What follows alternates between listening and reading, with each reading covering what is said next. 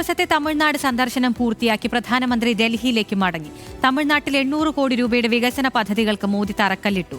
ഗംഗൈക്കൊണ്ട ചോളപുരം ക്ഷേത്രം ഉൾപ്പെടെ വിവിധ പ്രാചീന ക്ഷേത്രങ്ങൾ സന്ദർശിച്ച മോദി ചോള രാജാവിന്റെ ജന്മവാർഷികാഘോഷ പരിപാടിയിലും പങ്കെടുത്തു.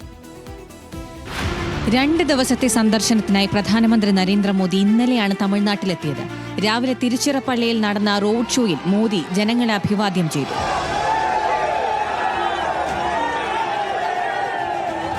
ഗംഗൈക്കൊണ്ട ചോളപുരം ക്ഷേത്രം ഉൾപ്പെടെ വിവിധ പ്രാചീന ക്ഷേത്രങ്ങൾ മോദി സന്ദർശിച്ചു.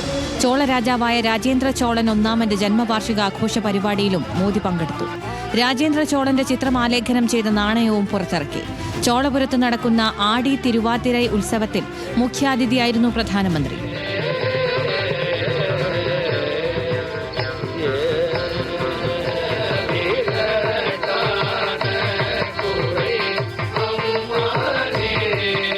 തൂത്തുക്കുടിയിൽ ഇന്നലെ വിമാനമിറങ്ങിയതിന് പിന്നാലെ തന്നെ വലിയ റാലിയിൽ പ്രധാനമന്ത്രി പങ്കെടുത്തിരുന്നു.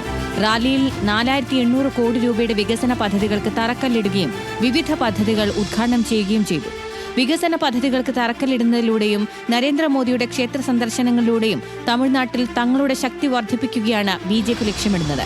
അടുത്ത വർഷം നിയമസഭാ തെരഞ്ഞെടുപ്പ് നടക്കാനിരിക്കുന്ന തമിഴ്നാട്ടിലേക്കുള്ള മോദിയുടെ സന്ദർശനത്തിന് അതിനാൽ ഏറെ രാഷ്ട്രീയ പ്രാധാന്യമുണ്ട്. National desk, news Malayalam.